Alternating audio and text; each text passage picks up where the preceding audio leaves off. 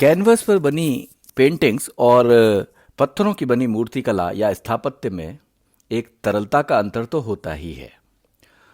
और यही वजह है कि मूर्तिकला में युग थोड़ा धीमी गति से बदलते हैं।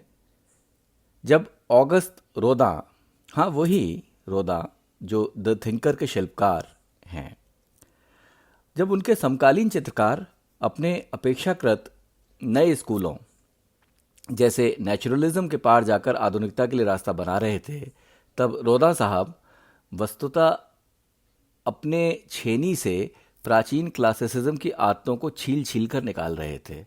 छेनी से ही तो काम करते हैं शिल्पकार, और आधुनिकता को धक्का लगा रहे थे। मूर्तिकला अपने स्वरूप और सामग्री से ही भौतिक और ठोस विधा है। इसी भौतिकता की वजह से क्लासिसिज्म की महान थीम्स जैसे स्थिरता, एक सघन अलौकिक भव्यता और पौराणिक विषय जैसी चीज़ें संगीत और चित्रकला की तुलना में लंबे समय तक चलती रह गई थीं। अब ये तो रोदा साहब पर ही आकर टिका कि वो इस प्राचीन विधा में लय, लम्हों की क्षणभंगुरता, अधूरेपन की पूर्णता लाए। वो शिल्प में एक एम्ब्रेस ऑफ एम्बिग्युइटी लेकर आए, जो ऊपरी तौर पर विरोधाभासी लगने वाले तत्वों जैसे कि भव्यता और अंतरंगता के प्रति निष्ठा के मेल से बना था। रोदा को दिखावटी और भड़कीला कहा गया है।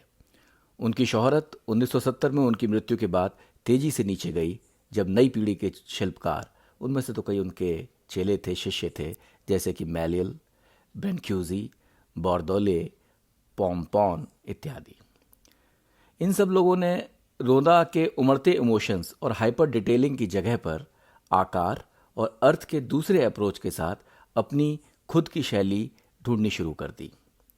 यद्यपि ये सब रोदा के क्लासिसिज्म के पहाड़ को पार करने से लाभान्वित तो हुए थे, पर अब वो सब काफ़ी प्रतिभाशाली लोग थे। आखिर इस आंदोलन को आगे ले जाने के लिए नए और शांत तरीके इजाद कर रहे थे, जो रोदा से अलग और कम जटिल थे। यही होता है। इसके बावजूद आज की दुनिया रोदा को शिल्पकला में आधुनिकता के निर्विवाद अग्रदूत के तौर पर जानती है, और प्रभाव और कद में उनकी तुलना माइकल एंजेलो तक से की जाती है। चित्रकला, मूर्तिकला, स्थापत्य आदि कलाओं में प्राचीन क्लासिसिज्म स्वाभाविक तौर पर भव्य और एक शास्त्रगत निश्चितता, स्क्रिप्चुरल सर्टेनिटी और अटलता को लिए हुए था। वो बड़े स्थिर से, बड़े भव्य से, जो कि कभी ना बदलने वाले शाश्वत टाइप के चित्र हुआ करते थे, शाश्वत टाइप की मूर्तियाँ हुआ करती थी। देखिए पुराने चित्रों को, धार्मिक चित्रों को, आपको पता चलेगा उसका भी। वो एक परिपक्व सत्य और पूरी तरह से परिभाषित, जो कि जाहिर सी बात है पत्थरों में ही गढ़ा हुआ होता था। इसमें जो मुख्य तत्व होता था वो होता था मॉन्यूमेंटेलिटी का। मॉन्यूमेंट्स थे वो एक तरीके से, अस्थिर, भव्य, शांत। उनमें देवीयता थी, एक पूरे युग का प्रतिनिधित्व था, राजाओं और सामंतों और उनकी महिलाओं की स्थिर चित्रण था। उस समय की कृतियों में या तो किसी बड़े भीषण क्षण, जैसे किसी संत की शहादत हो रही हो, या सिंहासनारोहण हो रहा हो, या कोई धार्मिक चमत्कार हो, कोई नरसंहार, युद्ध आदि का एक स्थिर और शाश्वत चित्र प्रस्तुत किया जाता था। रोदा, जिनकी क्लासिकल युग की कला तक पूरी पहुंच थी, वो अच्छे चित्रकार थे, क्लासिकल स्कूल के भी। उन्होंने इस विराट पर पुराने सांस्कृतिक वर्चस्व, इस मॉन्यूमेंटलिटी को पलटने का एक बहुत ही सअर्थ हथियार ढूंढ निकाला, और वो हथियार था संदेह, डाउट। रोदा भाग्यवश युगों के मिलन के उस चौराहे पर कलापटल पर आए थे जहां 19वीं सदी की विराटता और 20वीं सदी के संदेह मिल रहे थे। उनकी इस ठिठक में उस क्षण भंगुरता को पत्थर पर पकड़ने की जिद, वो जो वर्क इन प्रोग्रेस वाली मानसिकता है, उसने युग के पर्दे पर एक बड़ी दरार डाली, और ये युगांतरकारी दरार आज भी कलाकारों को प्रभावित कर रही है, उन्हें गढ़ रही है। उनकी एंटी मॉन्यूमेंटलिज्म उनकी पूर्णता के प्रति प्रतिकार का एक स्वाभाविक सहचर है। एंटी मॉन्यूमेंटलिज्म और जो उनकी जिद थी कि पूर्णता में नहीं यकीन रखते थे, इनकम्प्लीटनेस, पावर ऑफ इनकम्प्लीटनेस, उन्होंने बहुत अच्छे से निकाली थी। ये दोनों जो उनके एलिमेंट्स हैं उसमें एक दूसरे के साथ बड़ी स्वाभाविकता आती है। जब तक क्लासिसिज्म के भगवानों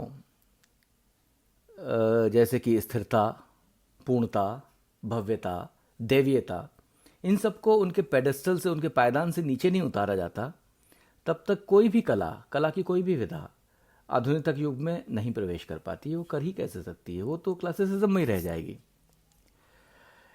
ऐसे में आइए जिक्र करते हैं उनकी एक अमर कृति का, ले बूर्जुआ दे कैले।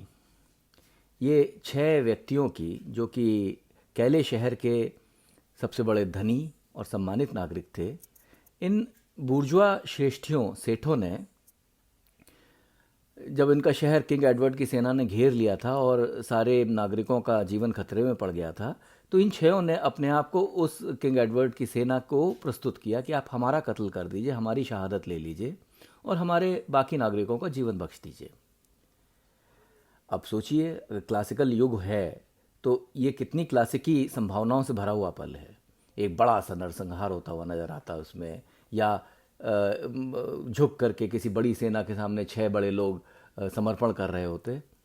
पर रोदा ने क्या चुना? रोदा ने ना तो समर्पण का पल चुना और ना ही सार्वजनिक वध का। वैसे सार्वजनिक वध हुआ भी नहीं था, बाद में रानी के कहने पर किंग एडवर्ड की सेना ने उनको क्षमा कर दिया था और सारे नागरिकों की जान बच गई थी। ऐसे में रोदा साहब क्या कर रहे हैं? रोदा साहब उनको ना तो समर्पण के पल में पकड़ रहे हैं और ना ही उनको नरसंहार के समय पे पकड़ रहे हैं। तो उनका इस कहानी में कहाँ पर पदार्पण हो रहा है? जब समर्पण के पल का ज्वार उतर चुका है और 6 लोग स्वयं के साथ नितांत अकेले हैं। जो इनिशियल उछाल रहा होगा कि हमें पकड़ लो, हमें मार दो, बाकियों को छोड़ दो, अब ये लोग अकेले हैं। यहाँ कला का काम किसी बड़े क्लासिक क्षण को रिक्रिएट करना नहीं रह गया, बल्कि एक सूनेपन को पकड़ना रह गया है, जिसमें अनिश्चितता, नैराश्य और सबसे ऊपर भविष्य में मूवमेंट का वादा झलकता है। 6 व्यक्ति की निराशा, नाश की आहट और अपनी किस्मत को समर्पण इन पत्थरों को अभी भी वर्क इन प्रोग्रेस की एक फील दे रहा है। और ये 6 लोग अपनी भयावह परिणति का इंतज़ार करते हुए क्लासिसिज्म के स्थिर देवत्व से कोसों दूर हैं। कभी गूगल करके इस मूर्ति, इस कला को देखिएगा। ये शिल्प है, ये कई जगहों पर है, क्योंकि ये मूर्ति कला अक्सर सांचों में बनाई जाती है, तो ये आपको कई जगह का मिलेगा और बहुत ही आप देखेंगे तो आपको समझ में आएगा कि मैं क्या कह रहा हूँ। पूर्णता की, कंप्लीटनेस की यह अस्वीकृति उनके बाद के वर्षों में थोड़ा एक्सट्रीम पर जाने लगी थी और कई उनकी जो प्रसिद्धि है इस पर भी टिकी हुई है कि जो उस समय के अपूर्ण टाइप के जो उनके स्कल्पचर्स थे उस पर भी उनकी प्रसिद्धि काफ़ी टिकी हुई है। जैसे कि बिना हाथों या बिना सर के धड़ जैसे शिल्पों में तो ये एक नए ही स्तर पर पहुंच गई थी। ये शक्त विक्षत कृतियां संभावनाओं के लिए द्वार थोड़ा खुला छोड़ देती हैं। परिणति एक अधूरेपन के बियाबान में टंगी रहती है और अपूर्णता इस अव्यवस्थित कोलाहल का ईंधन बनकर उभरती है और उसकी गति और लय बनकर बहती है। इस क्षय और पुनर्निर्माण की गति शक्ति अविरल है। कला समीक्षकों ने इन अधूरे शिल्पों को मानव आकृति की अकूत अभिव्यक्ति क्षमता के प्रतीकों के रूप में देखा है।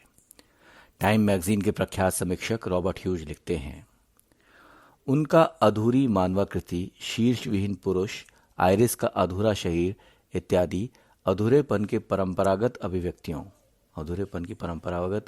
शिल्प में काफ़ी थीं। जैसे कि ऐसा शरीर जो अभी पत्थरों से आज़ाद ना हुआ हो, या कई बार चित्रकार या पेंट शिल्पकार टूटे हुए एंटीक टुकड़ों को इधर उधर बखेर देते हैं, बोलते हैं ये अपूर्ण है। इन सब से वो कहीं आगे जाता था।